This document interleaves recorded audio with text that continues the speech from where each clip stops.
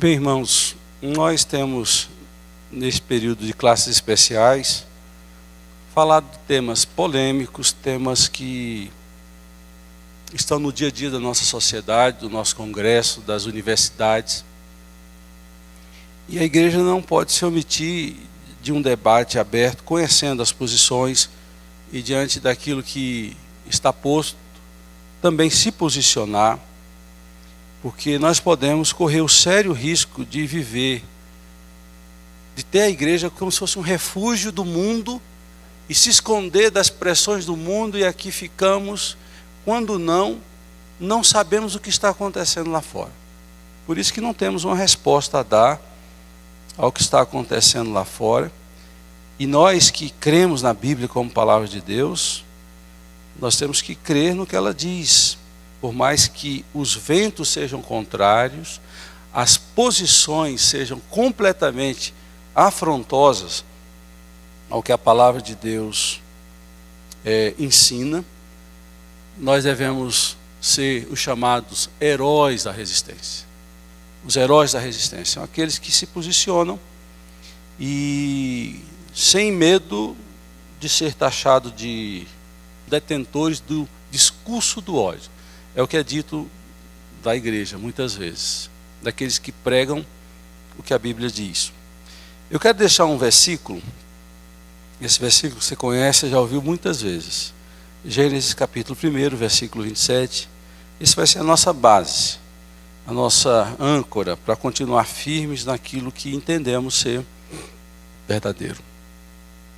Gênesis 1, 27. Diz o texto: criou Deus o homem à sua imagem, a imagem de Deus o criou. Homem e mulher os criou.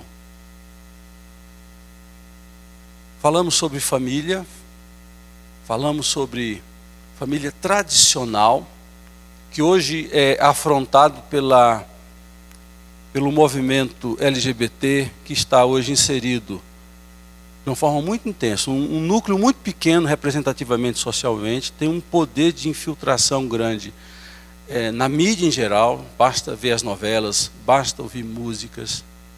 Esse poder de infiltração do movimento homossexual, LGBT, tem chegado, além da mídia, tem chegado também às universidades. As universidades hoje estão empestadas de radicais marxistas, que não vê na família uma boa saída para a sociedade. Pelo contrário, é o poder do Estado gerindo o destino de nações e o destino de famílias. Então, as leis estão sendo feitas, não só na universidade, tem atingido também o poder de decisão, de criação de leis, Ministério Público, muitos tribunais. E nós estamos vivendo um tempo que fez com que o Supremo tomasse uma decisão em 2015, interpretando um texto da Constituição que fala claramente que casamento é um relacionamento entre homem e mulher, literalmente no texto constitucional, e eles chegam à conclusão que ali há uma abertura para o conceito de família caber também a ideia de junção de qualquer sexo, e aí cria o conceito homoafetivo, para dizer que é isso que justifica um casamento e não a diferença de sexo, homem e mulher se casando, porque aí podem gerar filhos. E a gente vê essa influência, a influência muito forte nos meios de formação de opinião, de formação de leis. No Brasil não passou. Eu sei que a nossa bancada evangélica e a bancada católica hoje tem um trabalho em comum em favor da família, é algo até bonito de se ver, esse trabalho em conjunto. Conseguiu barrar muito o que se propunha a fazer esses poucos deputados, principalmente do PSOL, PT, todos de alinhamento marxistas, para mudar na lei e criminalizar a opinião. Isso foi bloqueado de uma forma muito clara.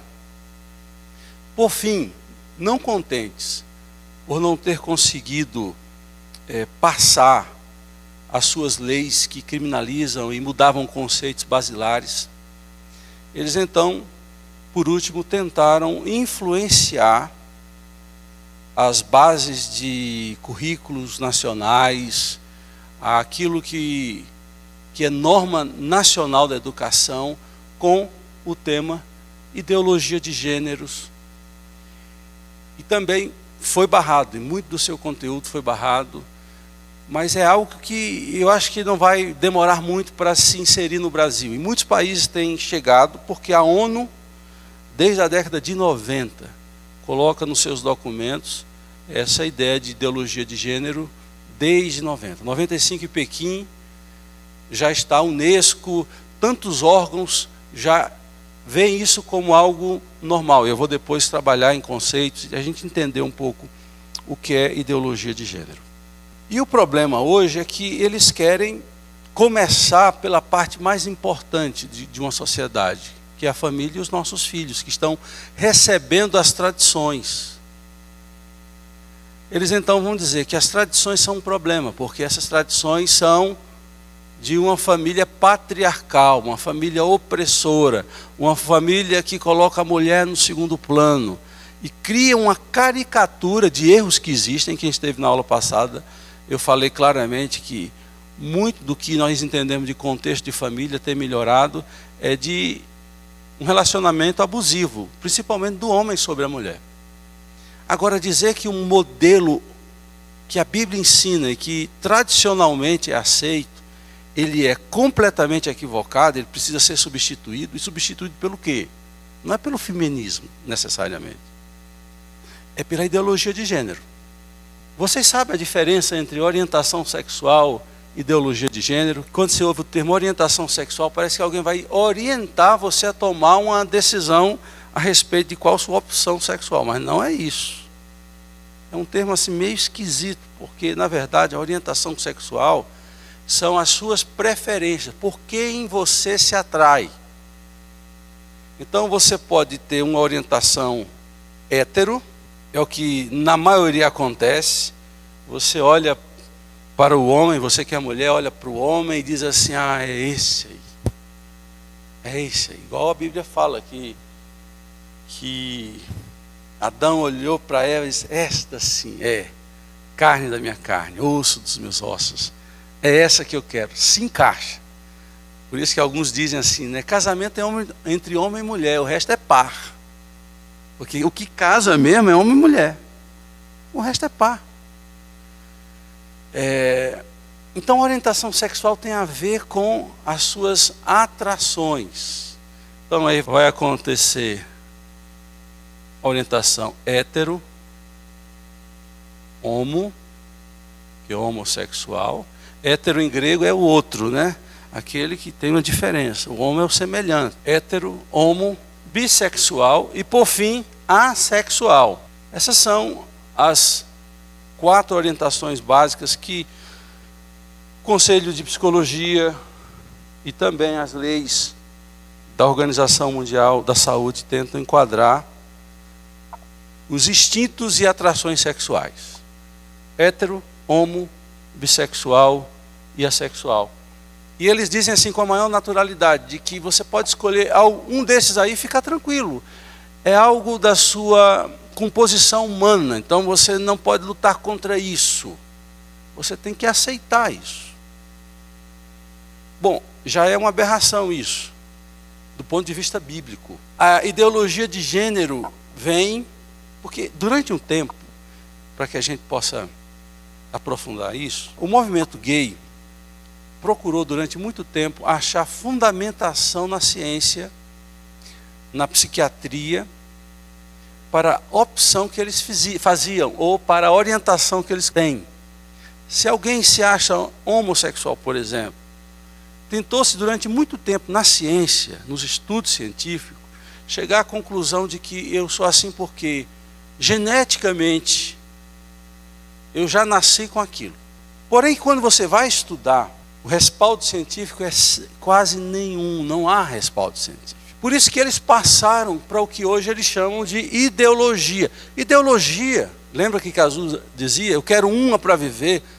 Porque ideologia não é uma verdade plena. É algo que é colocado como uma posição, algo que está ainda em estudo, que eu não posso transformar aquilo como um absoluto. A ideologia ou ideologias são percepções que depois você vai procurar fundamentação.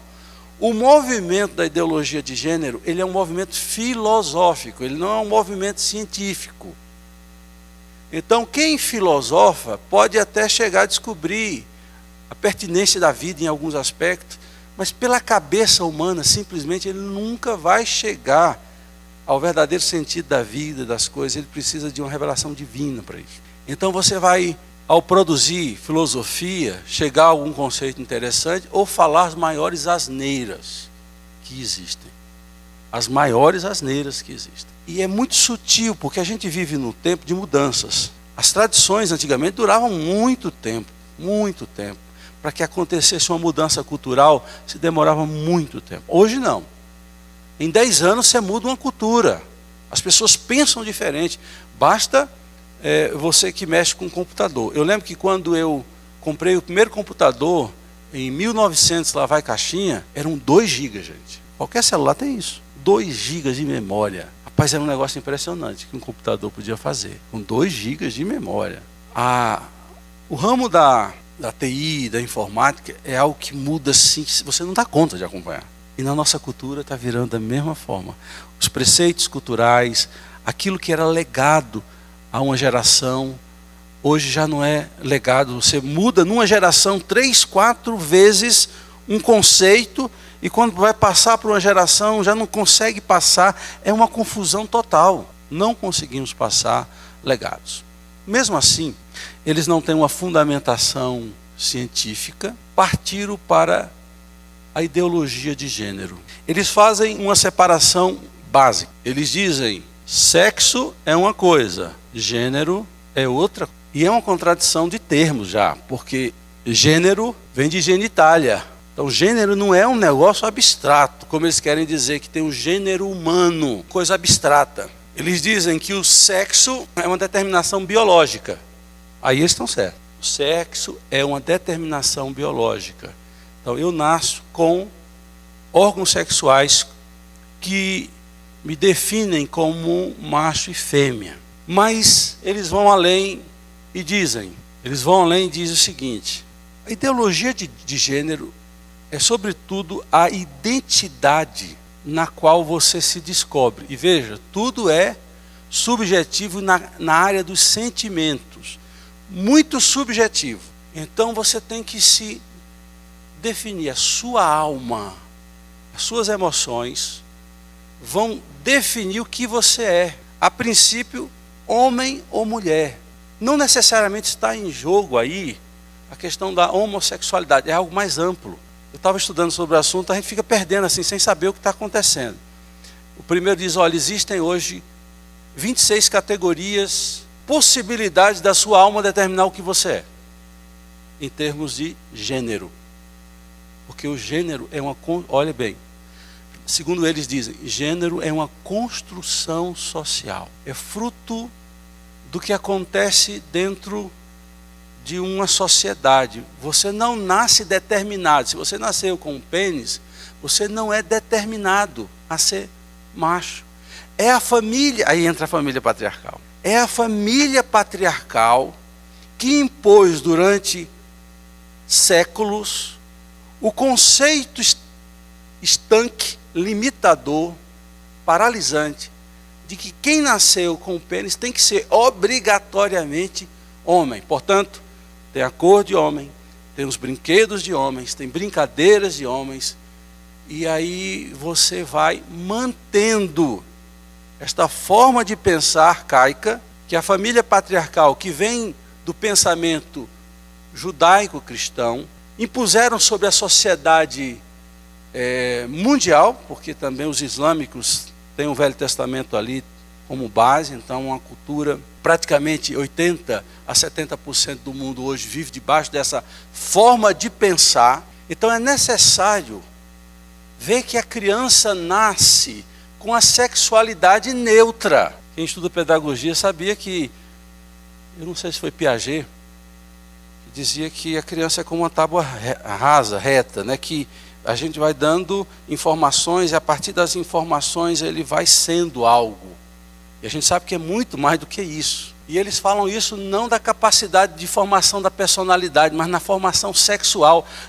Da mesma forma, você nasce neutro, independente do órgão sexual que você tem. Se você nasce neutro, cabe então aos formadores, e aí a família, nesse movimento homossexual, LGBT e da ideologia de gênero, cabe ao Estado, por leis, preservar o direito de que a criança que nasceu neutra tenha todos os conhecimentos e informações para que ela mesma, quando criança, defina o que ela quer ser, se homem ou mulher. Ou, eu falava, 26, 36, aí outro dá informação que são 44, outro dá informação que são 60 possibilidades. Eu não tive acesso a essas tabelas, senão eu ficava louco. Como é que você vai ser, em termos dessa identidade de gênero, dessa ideologia de gênero? Mas o fato é que eles dizem que você nasce neutro. Portanto, a família tem que assumir o compromisso, e por isso que as leis estão sendo criadas, determinadas, para que a família que se recuse a tratar seu filho de forma neutra possa ser penalizada, ao ponto de a criança ser tirada de você. Isso na Noruega e na Suécia já acontece. Você entrar na internet, tem o caso de uma família que perdeu guarda de 2 filhos porque se recusaram a dar uma orientação neutra aos seus filhos. Não tem uma cor, não dá brinquedo que normalmente a família patriarcal dá para os filhos, ou seja, brinquedo, um carrinho para o menino, uma boneca, isso é coisa do passado. Tem que ser neutro. Se ele quiser brincar de boneca, brinca. Se a menina quiser brincar de bola, botar chuteira, deixa a menina ser o que ela quer ser. Uma família se recusou e perdeu guarda. Tem um processo jurídico lá, tem uma batalha. Então já está acontecendo isso lá fora. Mas, sobretudo, o Estado tem a ingerência na educação. É um negócio sério. O PT tentou fazer isso nos governos do Lula e da Dilma. É porque a gente fica assim, vamos louvar a Deus. Esquece o que está acontecendo aí fora. A ideia é o Estado ter uma proeminência sobre os pais. E a ideia de família é ir perdendo o lugar. Porque essa ideia de família é uma ideia cristã, judaico-cristã. Esse modelo que se tem é judaico-cristã. E tudo que é judaico-cristã, todas as influências nas leis judaico-cristã precisam ser mudadas, porque isso é fruto de cultura ultrapassada. O homem não é isso, o homem evoluiu. Essas são as afirmações feitas pela ideologia de gênero. Então você nasce neutro. E o que mais me preocupa é porque nós vivemos numa sociedade que pega mal você pensar diferente. As coisas mais absurdas, poxa, se eu for falar que eu penso diferente, eu vou ser bombardeado. Então eu me calo ou me posiciono contra. Isso é uma aberração, gente. A gente sabe por natureza, e quem é professor sabe disso, quem é pai sabe disso, que seu filho é homem, ele vai ser meio brutão, as brincadeiras são brutas, E a menina não, ela é natureza mais jeitosa. A menina procura, ela procura meninas para estar junto, os meninos procuram meninos. Chega uma época que eles começam a se olhar. A ideia de pequenininho, e está mudando isso também, mas normalmente era assim. Falar de beijar a boca de uma menina, beijar a boca dela, tinha nojo, não é? Quando pequenininha, depois vai despertando alguns sentimentos da nossa biologia natural. Eles dizem que isso não existe. É algo tão absurdo, é negar o óbvio. Mas como fica bem ser diferente? Deixa. O Fantástico fez uma série em 2016, tentando simplificar isso, achando isso como algo normal. Paulo vai falar, quando vai falar de maturidade espiritual, ele disse que pensava como menino, agia como menino. Depois que ficou grande, ele teve condições de tomar decisões. Esse é o conceito bíblico. A Bíblia vai dizer que estamos errados quando nós agimos como meninos. Temos que ser grandes espiritualmente. Eu tinha 9 anos, quando fazia algumas viagens de ônibus com a minha mãe, E eu entrava no ônibus, eu ficava fascinado com o cobrador. Porque naquela época eles não botavam, acho que não tinha tanto risco de roubo. Era muito comum lá em Pernambuco eles botarem os dinheiros aqui, ó, nos dedos. Dobrava, fazia aqui, mas aqui de 2, de 5, de 10, para dar troco. Eu não sei quem já viu isso. Eu na minha infância eu vi isso muito. Cara, eu queria ser cobrador. Meu irmão, claro, não sou eu que decido quando criança. Eu ia ser cobrador de um jeito, não tem profissão melhor que essa não. Veja a falta de bom senso. É algo estarrecedor. Colocar na vida de crianças decisões do que ela vai ser quanto ao gênero sexual. Gênero sexual é o termo que eu estou criando. Porque eles diferenciam sexo de gênero. Sexo é biológico, é o sexo que você nasce, mas o gênero você escolhe ser. E eles querem trabalhar esse conceito. E esse é o conceito que querem trazer para a escola, a mudança de sexo, a transexualidade, mudar o sexo.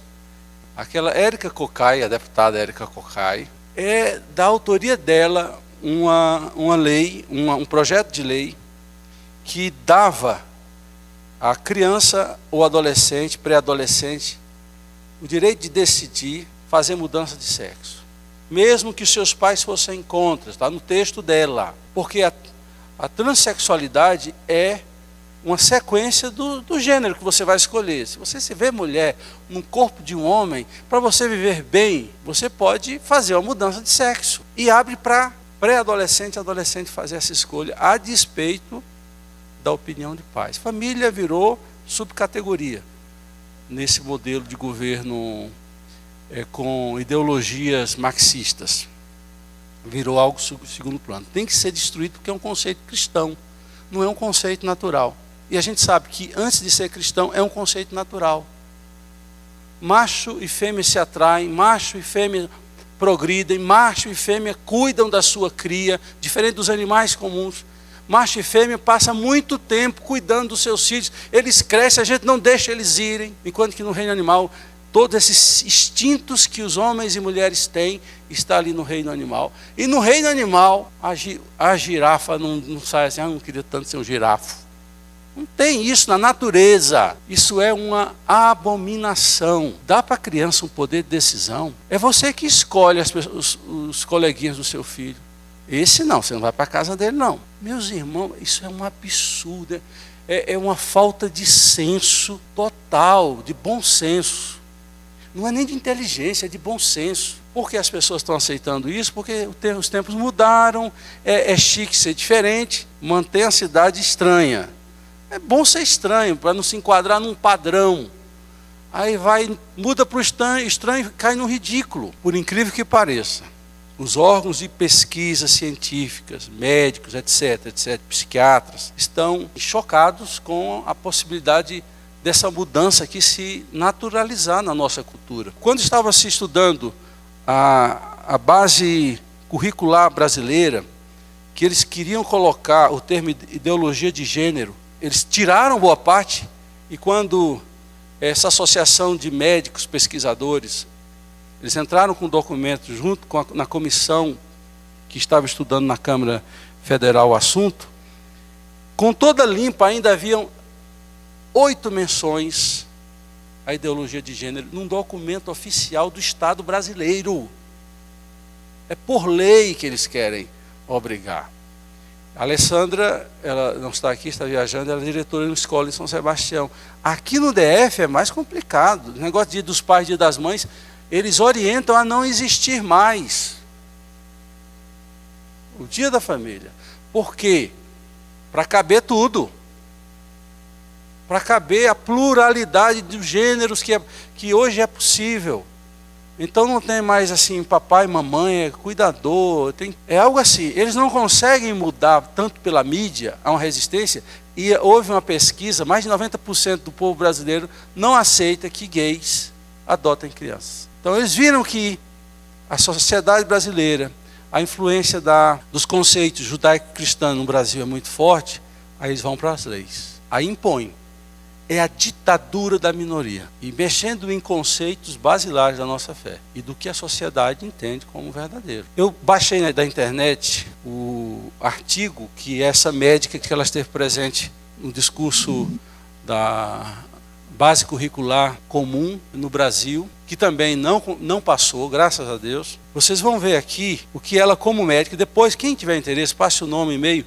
Eu tenho o documento que eles levaram para a comissão que estudava essas mudanças. Base científica, não é subjetiva.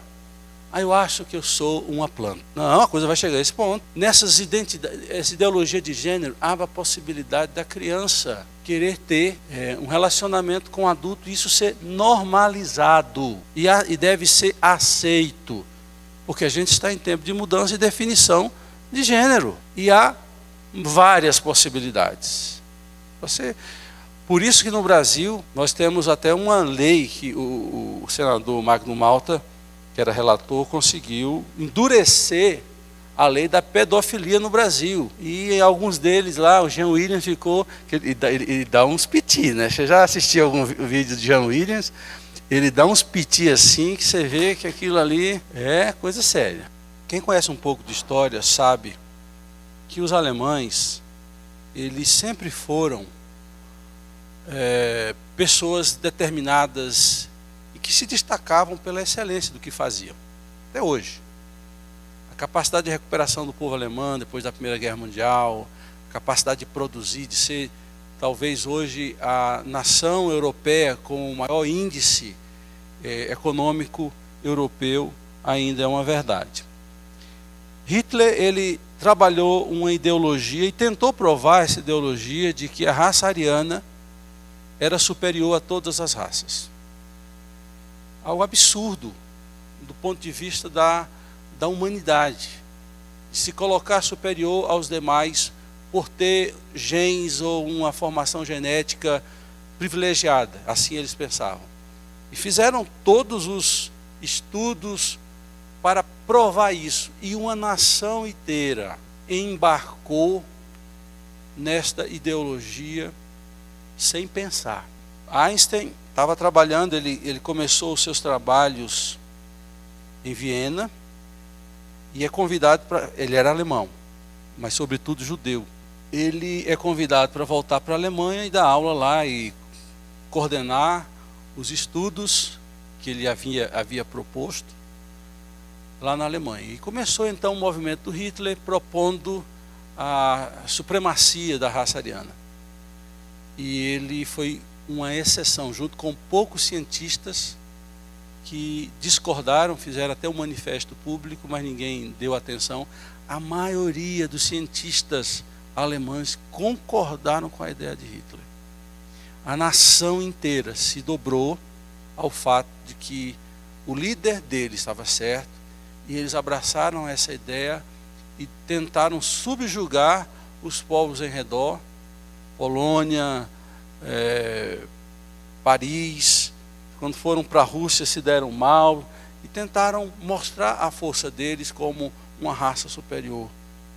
Meus irmãos, é o que está acontecendo com a ideologia de gênero. Há uma tendência muito grande disso virar uma febre. Mas, graças a Deus, quem tem se levantado contra isso não é só religioso. Se você pega, os próprios médicos, cientistas estão se levantando. Ateus, tem muitas pessoas que escrevem sobre isso e dizem: eu sou ateu, não estou aqui representando nenhuma religião, mas isso é um absurdo. Qualquer pessoa com bom senso olha para isso e diz: isso é um absurdo. Colocar nas mãos de criança a decisão sobre uma área tão importante da vida e achar que elas têm condições de decidir sobre isso é um grande absurdo. Mas essa é a triste realidade na qual nós estamos inseridos. A mídia abraça. Eu até fiquei admirado quando Alexandre Garcia, falando da CBN, ele veio colocar a posição dele citando a Associação Americana de Psiquiatria e também de Pediatria a respeito desse movimento lá. Você veja, a área médica tem se posicionado contra, e não é uma questão de religião. E eles querem dizer que é uma questão de religião e de cultura religiosa. É muito mais do que isso. Quem estuda um pouco de psicologia e do comportamento humano sabe que os traumas acontecem na infância, porque a criança não sabe processar certos acontecimentos, certas palavras, aquilo que ela presencia. Então ela vai desenvolver traumas. Os traumas são, na sua grande maioria, na infância. E o adulto, ele cresce biologicamente, fisicamente, mas a alma ainda continua infantil naquela área, e ela traz defasagem para a idade adulta porque não tratou dos seus traumas. Se os traumas acontecem na infância, se a criança não tem capacidade de tratar isso, ela vai ter capacidade de tomar uma decisão desse porte. E olha, alguns já ouviram falar da filha da Gretchen, Tammy. Então ele fez o quê? Ele usa hormônios. Eu não sei se ele já fez a cirurgia de mudança de sexo, mas é o que o Alexandre falou. A criança decide, os pais anuem, e eles vão tomar mudança de hormônio, até chegar à decisão de mudança de sexo. Imagine uma criança que toma uma decisão, começa a tomar hormônio, ele vai dar um índice de suicídio. Eu acho que é maior do que 20%. A cabeça pira, porque não é normal. O conflito vem e as loucuras acontecem. Então nós temos uma série de problemas a ser encarados nesse século no qual estamos vivendo, e a igreja não pode ficar fora do entendimento, fora do debate, olhando para dentro da igreja, olhando na escola. Vocês precisam saber o que está acontecendo dentro da sua escola. Agora, olha o perigo. Quem paga escola particular pode chegar até exigir na escola, mas na escola pública, o que é que o pobre vai exigir? Ele tem direito de exigir, mas ele não vai se achar no direito, porque a escola é grátis na cabeça dele. Não. Ali é uma contribuição social que ele tem direito, como também, da mesma forma que alguém que paga escola particular, ele tem direito de exigir mudança lá dentro. Só que isso não chega com facilidade, essas mudanças. Uma geração pode mudar de opinião quanto à questão de gênero por conta de normatizações e de leis que impedem a família de dizer: eu não aceito isso. Então é esse tempo que a gente vive. E o Evangelho também é para esse tempo. E a gente tem que se posicionar em oração, mas também fazer uma participação mais efetiva. Eu acho que nós temos que acionar os nossos deputados, aqueles em quem votamos e também em quem não votamos, para que se posicionem sobre esse ponto. Algumas batalhas têm sido vencidas no Congresso, mas esse movimento é muito perseverante.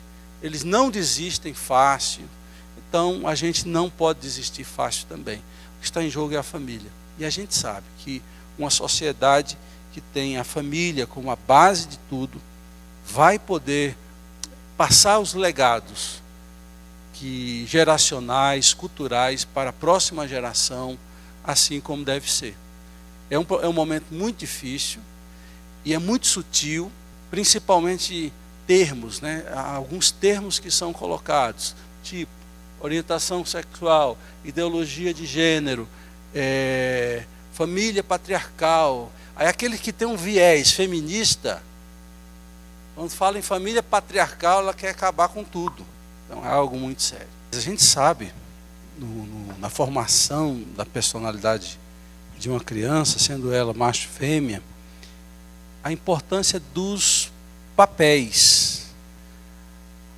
Você é uma somatória de influências. A mulher precisa de um pai presente, de um pai que tenha o instinto de liderança, mas que a ame, que a respeite. Isso forma a personalidade, as emoções sadias. Da mesma forma, precisa ter uma mãe cumprindo o seu papel para formar um todo do ser humano. Por isso que se brinca muito, né? É claro que isso não é uma verdade. Filho criado por vó, como algo mimado. A formação, e os avós são muito importantes. Não entenda mal aqui as avós presentes. a própria psicologia diz o seguinte, que os avós entram com um papel fundamental na criação e formação dos netos, como? Para amenizar as pressões que os pais fazem sobre os filhos, porque cabe a eles cuidar mesmo e botar normas, regras. Aí chega o avô e a avó, estraga um pouquinho, não resta dúvida, vai estragar mesmo, mas vai dar aquele refúgio que é bom. Eu não sei quantos têm lembrança dos avós aqui, boas, como eu tenho. Minha mãe chegava assim, minha mãe lá de Pernambuco, tomava uma surra para esquentar o couro de vez em quando, né? Porque isso fazia parte. Aí meu avô dizia, Lena, você não vai bater no Luciano. Eu já ia com uma flecha para vô, que sabia que vô ia me proteger disso. Então hoje, os estudos mostram o bem que os avós fazem cumprindo esse papel eventual de chegar. E mais, os avós fazem o quê? Tentam acertar o que não acertaram nos filhos. É uma compensação. Por isso que o avô, ele não vai ser rígido como a mãe e como o pai, né, a avó? Ele vai dizer assim, poxa, eu errei tanto com meu filho, eu vou tentar acertar com esse aqui. Então, é fundamental, eventualmente, não assumir a responsabilidade, tolher os pais. É o papel que lhe cabe, eventualmente, de abrigar, de ficar com os netos e trazer essa compensação muito importante. Uma coisa que a gente tem que colocar aqui é a raça humana, isso a Bíblia ensina, ela é contaminada pelo vírus do pecado, ela nasce pecadora. Quem nasce pecador, ele não tem a tendência de fazer o que é certo. Por isso que se você for avaliar você mesmo, você vai descobrir que em você há quase que uma tendência da sua natureza de julgar as pessoas, de pensar mal das pessoas, de ser egoísta, de ser ganancioso. Se você não se frear, isso é algo natural de você. Para fazer o bem, às vezes você tem que se esforçar muito. Por isso que a Bíblia diz em Gálatas, não nos cansemos de fazer o bem, porque você tem que buscar força em Deus, força no Espírito Santo para poder fazer o bem. Nós somos pecadores, então as nossas formas de pensar e de identidade é muito confusa, até que Jesus vem na sua palavra e diz o que somos. Nós somos chamados para ser como Cristo, para ser filhos de Deus, para andar na luz. E a gente então, em Cristo Jesus e por meio do Espírito Santo, consegue ter uma identidade formada em Cristo, e não na mídia, e não nessa questão de ideologia de gênero, em Cristo Jesus. E você começa a amar você mesmo e a se entender, e a lutar contra essas aberrações que existem dentro de nós. Uma criança, qualquer criança, pode ter, em um dado momento da vida dele, um desejo de ter uma experiência homossexual.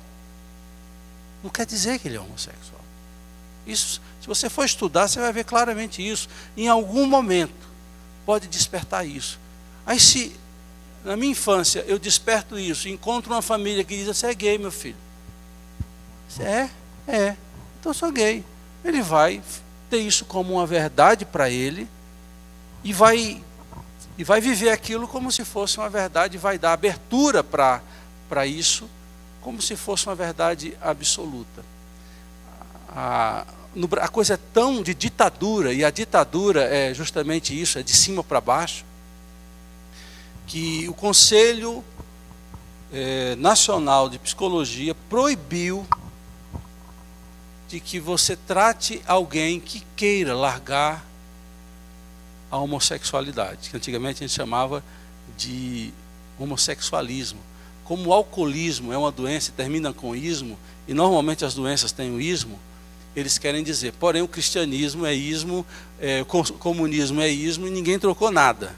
Mas a ditadura diz, não pode chamar mais homossexualismo, tem que ser homossexualidade. Por que homossexualidade? Porque é uma expressão da sexualidade. É uma expressão natural. Olha aqui, orientação de gênero. Da mesma forma que ser hétero é normal ser homo. É normal ser bi, ser atraído pelos dois sexos. E é normal ser assexual, assexuado. Aquela pessoa que é mulher, mas não tem atração por homem. E nem por mulher. Por ele vive sem sexo tranquilamente. É o que a Bíblia chama talvez de eunuco de nascença. Tem pessoas assim. Mas assim, dizer que a pessoa é obrigada a se encaixar e não entender isso como um pecado, como um comportamento, a Bíblia deixa claro. Quem tem um pecado homossexual, comportamento homossexual, esse pecado não é maior do que o corrupto. É um pecado. E precisa ser encarado como pecado. Esse é o ensino bíblico. Basta ler Romanos 1. O homem mudou a forma natural, o termo é natural. E se corromperam, tendo contato com mulheres, mulher com mulheres, homem com homem. Leia Romanos capítulo 1. Você vai ver a descrição bíblica. Agora, tem gente que diz, eu não consigo mudar a minha mente. A Bíblia fala do celibato. É um dos caminhos para tratar também essa questão do desejo homossexual como uma prática pecaminosa. Ser celibatário. A Bíblia fala dos sinais do fim, e depois a Bíblia vai falar das dores de parto, de quando o fim iminente chegar.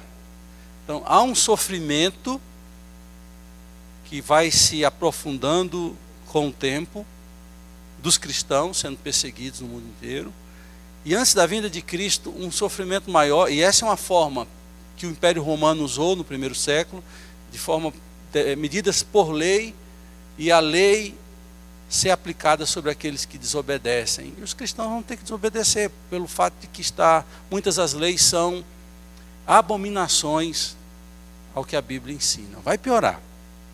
Agora, a gente tem que orar para sobreviver nesse mundo? Tem. Mas a gente não pode, é aquele negócio, a gente cai atirando. A gente tem que ir para congresso, a gente tem que ir para a rua, tem que se posicionar. A gente sabe que vai chegar ao fim, sabe que vai piorar. Mas a gente tem que fazer a nossa parte. Igual aqueles homens que eram queimados no primeiro século, no segundo século, até no terceiro século. E ali, quando morto, vários foram mortos ali no Coliseu, queimados ou virados comida de leões, mas professavam a fé em Jesus mesmo morrendo. Eu diria, além da oração e de preservar a fé, a igreja é importante, a família é importante, mas a gente tem que ter um papel fora das quatro paredes.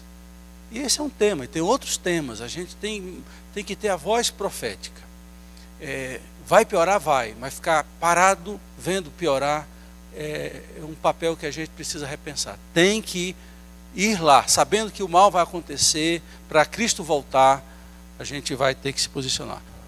Josh McDowell, ele tem um livro que fala de sexo. Ele é um estudioso do século. Ele vai dizer que o grande problema dos pais, ele faz pesquisas nessa área. Ele vai dizer que o grande problema dos pais, aí fala de homens, pais homens, é que eles criam uma barreira de contato físico com seus filhos até certa idade. Principalmente quando chega ali aos 8 anos, ele fala isso. Não, menina, eu sou o homem, o pai, então não tenho que mais dar abraço à minha filha, beijar, eu tenho que me afastar. E ele vai falar dos danos que isso causa. Eu acho que é muito da nossa cultura que ensinou. E quem é mais velho aqui sabe que pai não abraçava filho, não beijava filho. E a gente, por mais que seja uma geração diferente, a gente mantém umas certas distâncias. E ele vai dizer isso aí.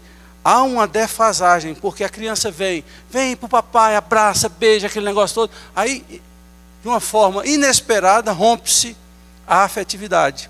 Isso causa mais dano do que benefício.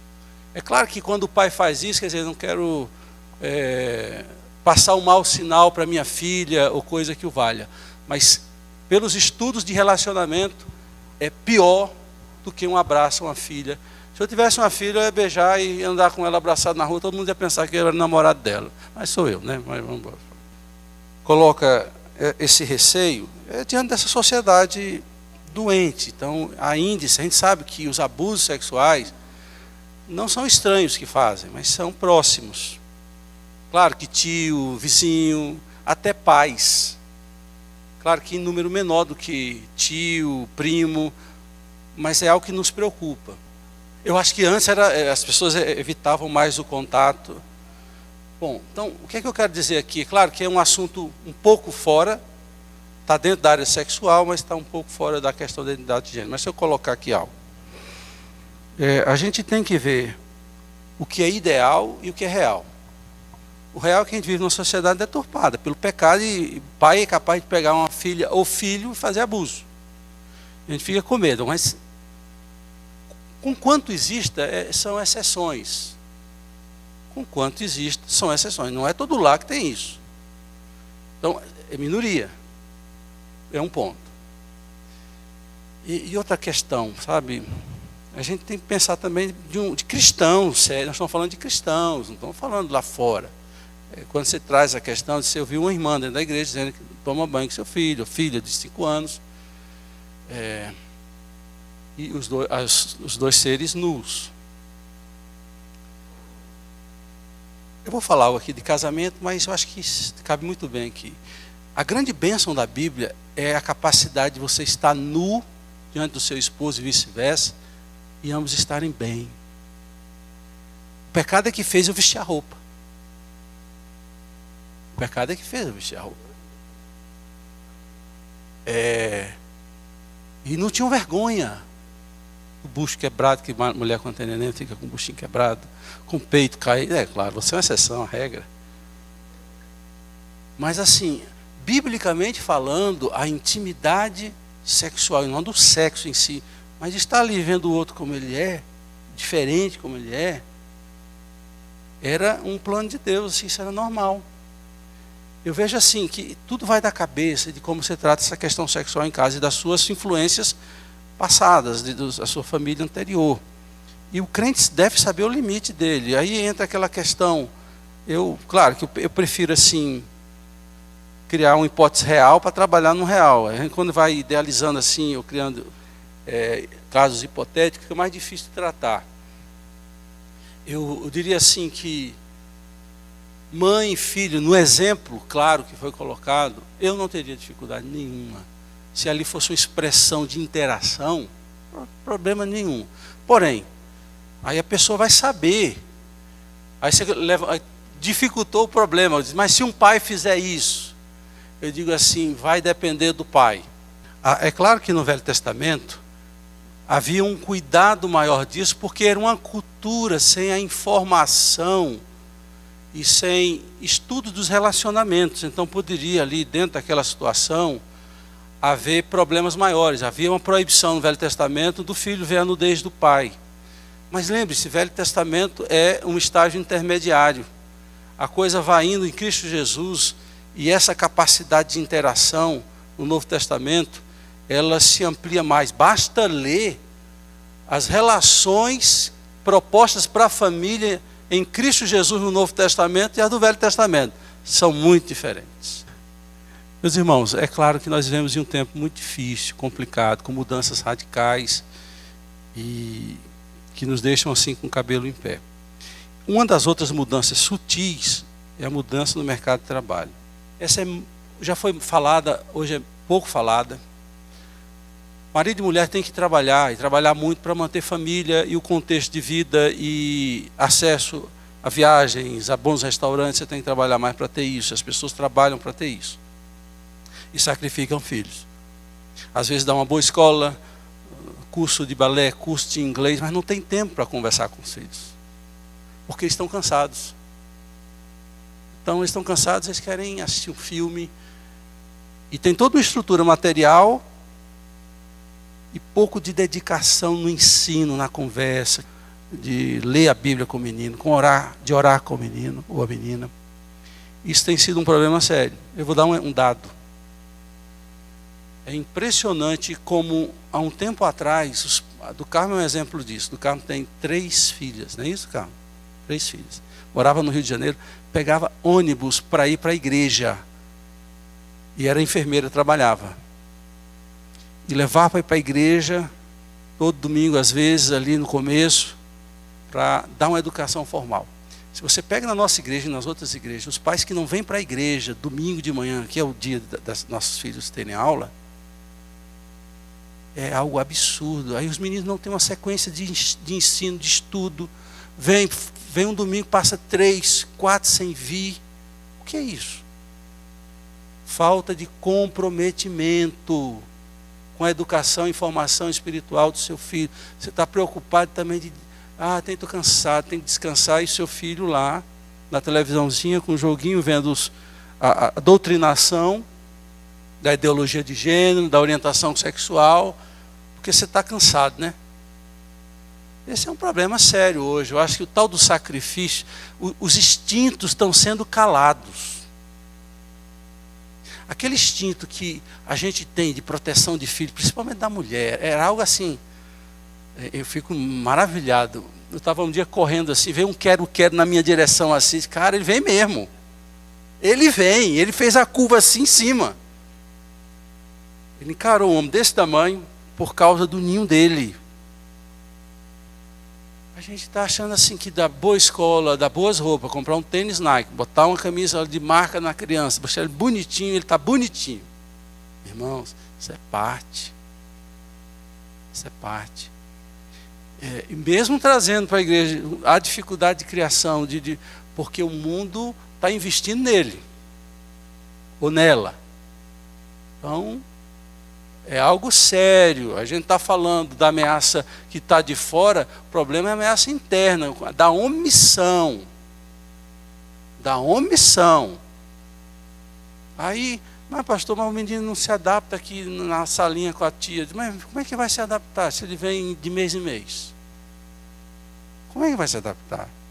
Explica.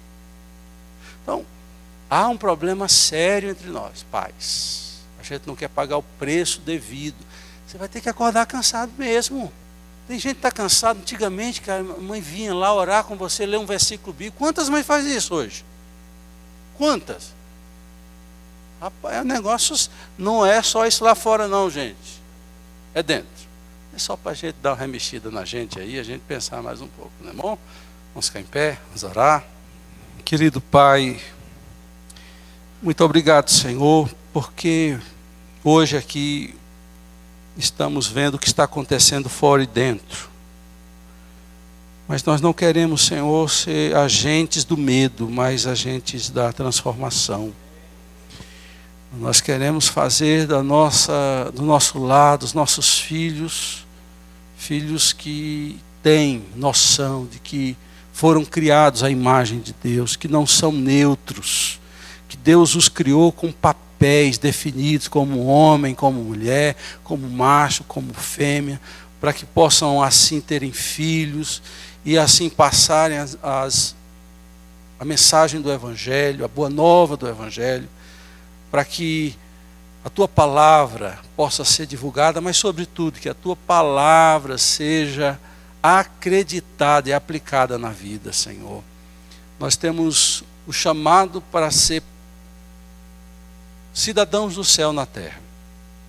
Nós não queremos ser iguais ao mundo, nós queremos ser diferentes e fazer diferença. Abençoa-nos, ó Deus, na manhã desse dia, prepara-nos para a noite, e que possamos não ficar assustados com isso tudo, mas nos posicionar diante disso tudo.